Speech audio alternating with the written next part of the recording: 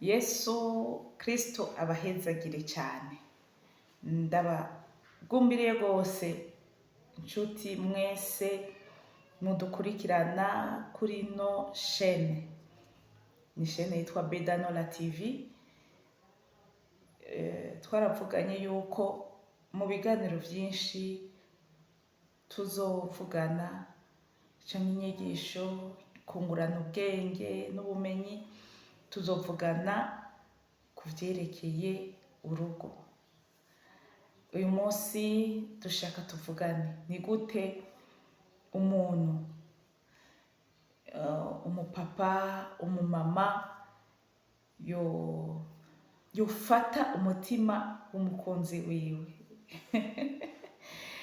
Ibi nivyo dutanguranye muri uyu mwaka w'2025. Rero ni gute wa mupapa, wa mumama ushobora gufata umutima w'umukunzi wawe? Akenshi murazi yuko twavuganye ku bintu byo kuganira no kuvugana. Burya abantu bavugana baganira buke buke, kandi kuganira bifise ukuntu bitegereza kuba bipanze ku bantu bakundana, ku bantu bubakanye. Mwarashinze urugo, ni ukuvuga ikintu nyamukuru muri ko muraganira. Ntimuganira ku bandi, muganira kuri mwebwe nyine. Umuntu arivuga akavuga ubundi, bari kumwe. Kirazira kwinjira mu buzima bw'abandi muri ko muraganira. Mu biganiro byanyu abubakanye twirinde kuvuga abandi, twirinde kuvuga iby'abandi, ariko tuvuge ibyacu. Muganire ibyanyu. Hanyuma ikindi nobasaba cyane muri ko muraganira,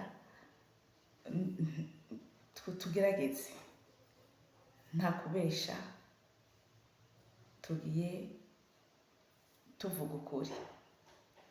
Vuga ukuri, ganira.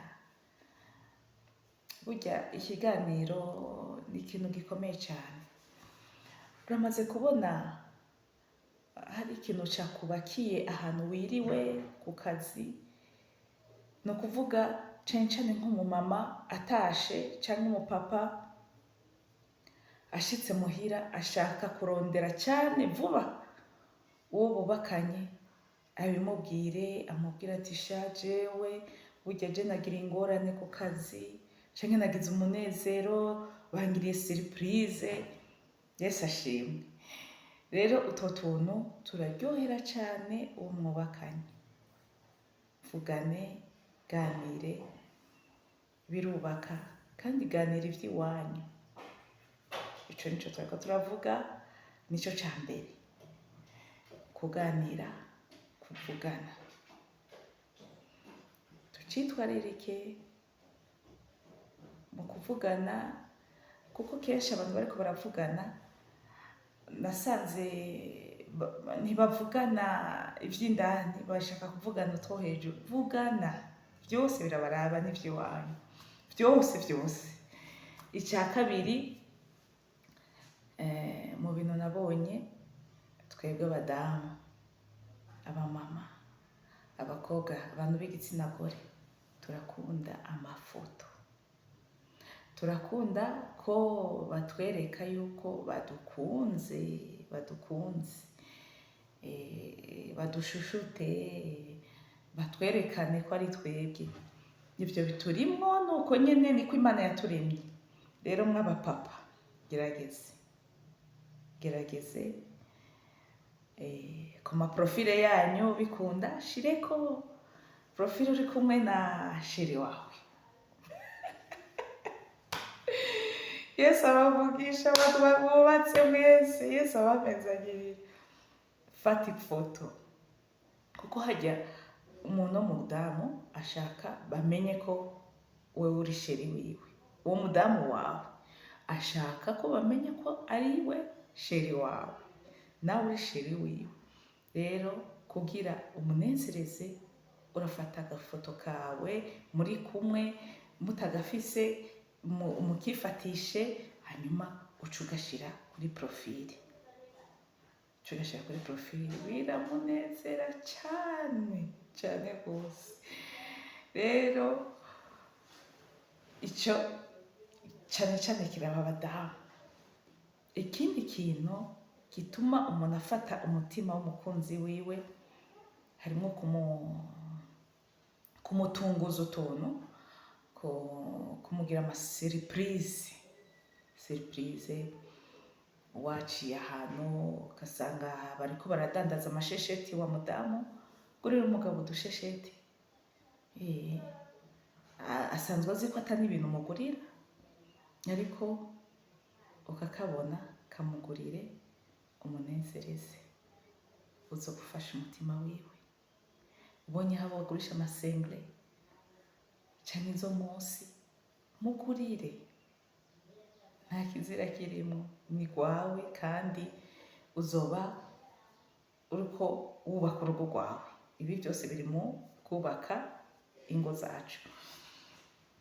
Ako uzobona kose gashoboye kumuryohera kakamunezereza, uzokagure, kuko uzoba uriko wigirira neza.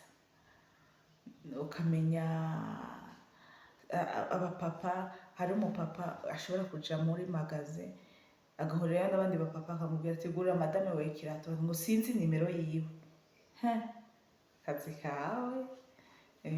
Byiza womenya n'akanimero k'umudamu wawe ko yambara, ku buryo ukamubwira akantu umutunguje, akarato,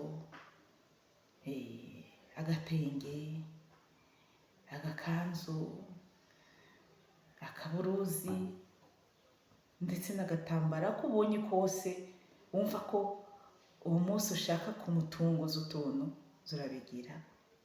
Nawe utoza urabigira misi yose cyangwa kenshi cyane, ariko ugerageze uzurabigira, ni ku nyungu yiwawe. Ni ukuvuga uzoba uri gufata umutima umukunzi wawe, uwiyegereza cyane. Yesu aduhe umugisha. Ikindi, hariyo abantu muri kamera akubwira ati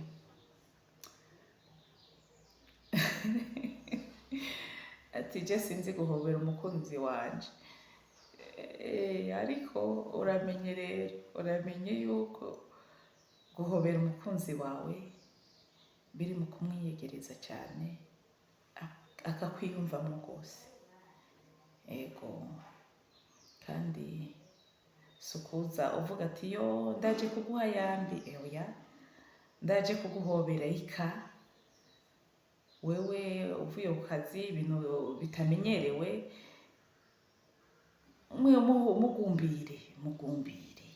mugumbire ni kwawe. Cyangwa ugashobokamo akabizu, ni kwawe. Je simbona impamvu yo kudaha umusheri wawe akabizu, ni kwawe. Kandi mu bisanzwe uba wikingiye kandi umukingiye, kuko uba uri kuramwiyegereza. Yesu abaho umugisha.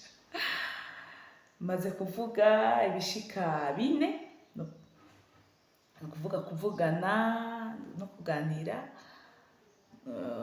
gushiraho udufoto ku maprofile, abandi ku mastatut, kuko ivyo hari n'igihe bizana ishari, kumva ati kubera iki washizeho mama wawe kuri profile, kubera ko utanshizeho jewe. Mushire ko sheri wawe bimunezereze. Hariho n'ibintu byo gutunguza umuntu, utuntu umuguriye. Je nawe mbona hari igihe nahitana n'agashurwe ahantu, nabonye agashurwe keza cyane, numva umutima wanje atari we ndagahaye, nawe ndagakora. Ibyo byo byari bizwi, ari abantu bari bamaze kubimenyera. Ni ukuvuga mbonye agashurwe keza kabarika sheri wanje.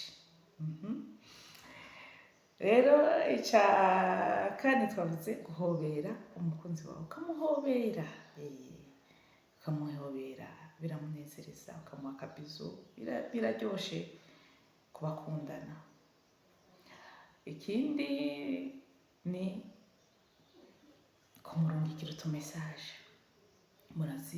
Murazi ubu amajambere turayafise, benshi bafise amatelefone, ugasanga umuntu azindutse abaza shefu wo ku kazi, ibyo ku kazi hirya no hino, akabaza abagenzi, ariko ntiyibuke kubwira umugore wiwe ati waramutse gute sheri, naho muba mwararanye. Uzi yuko naho mwararanye on se donne bonjour, turavugana, ukamuramutsa, waramutse gute sheri wanje, naho muba muraranye mu ishuka imwe. Ni byiza cyane rero, n'amamesaje yo kwandika nayo nyine ni meza. Ntubwire muha amamesaje meza. Nasanze hari abantu batazi kwandikira abandi, abasheri babo, ariko ntibazi kubabwira mwaramutse, wiriwe gute, wariye, ari urwaye ukamubaza umerewe gute ubu, wagiye ku kazi ugashikayo mwandikira kandi ka message, umerewe gute sheri wanje. Sisa nivyo birafasha gufata umutima w'umukunzi wawe. Kandi message ushobora kumwandikira, nasanze ari abantu bakunda gutanga amategeko ni meza, turayatanga hamwe na hamwe, ariko tuze turibuka kwandika message nziza, waba umugore waba umugabo. Abagore kenshi bashaka ati aba ari wanyandikira, kubera iki watanyandikira, kubera iki watabikora. Eka bikore, uzoba uriko wikingira. Ndumva ryohewe ndiko ndabivuga. Urumva rero, imbere yo kumubwira ati uyu munsi ni ugukora aho mu rugo, ibikorwa bibiri aho mu rugo, ariko banza ukamubaza amakuru yiwe, ingene yaramutse, ari uwiriwe ati wiriwe gute, sha bizu, je t'aime, ndagukunda. Ukabona kumubwira ayo mategeko, ayakorana umutima mwiza, kubera iki? Utu tumesaje turyoshe. Ni byiza rero ko tugerageza kuza turandikira abakunzi bacu, abo tubanye, abagabo bacu, abagore banyu, abapapa, muze murabandikira message nziza. Message nziza, pana washitse ku kazi ati none vya bindi wabikoze. Eka banza umubaze ingene yiriwe, mubaze ingene amerewe, wariye, ari ukora ati washitse ku kazi, none ubu wumva gute, yakubwiye ati n'amahoro, mubaze ati none vya bindi mbega wasize ubivuze, wasize ubikoze. Ntanyeka azokwishura n'umutima mwiza, uzoba uri gufata umutima w'umukunzi wawe. Ni nk'uko hari abapapa, abamama atazi kubwira umugabo wiwe ati uraberewe, atazi kubwira umugore wiwe uraberewe. Ni byiza ko abubakanye babwirana neza, amajambo meza, bituma ufata umutima w'umukunzi wawe. Yes, nturindire ashike ku kazi hanyuma abo bakorana bamubwira ati wow, wambaye neza, shike. No, bimubwire muhira, biramubomba.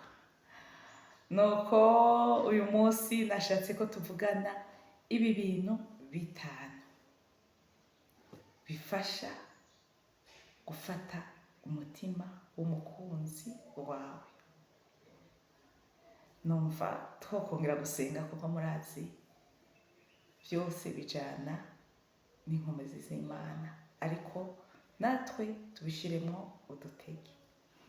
Mwami wacu Yesu, turagushimiye cyane turagukengurukiye kibirenge kizima ko twemereye kongera kubana nawe kuri uno munsi no muri iki kiganiro ciza uduhaye kugira twige ingene dushobora gufata imitima y'abakunzi bacu. Nyakubahwa Mwami, turasengeye Mana y'intumbero, utugirire neza, nitubemo tumenye gufata imitima y'abakunzi bacu, tumenye kuganira nabo neza. Mu izina rya Yesu dukoresha amajambo yoroshe kubo dukunda. Mana, uzoba ukoze cyane, tumenye kubaha utuntu n'utundi tubanezera.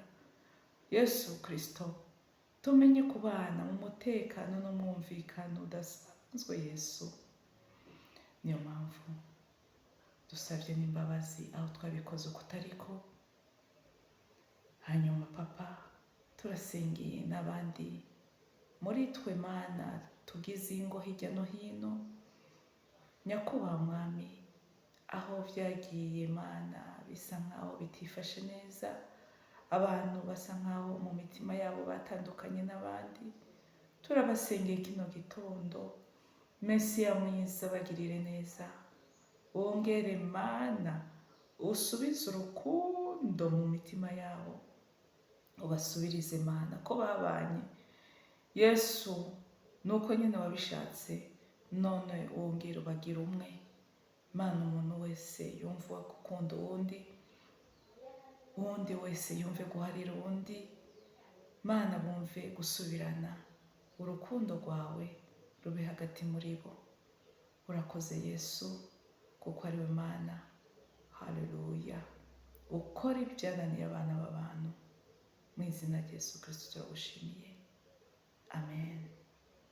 Imana Data rugira byose ibahezagire cyane.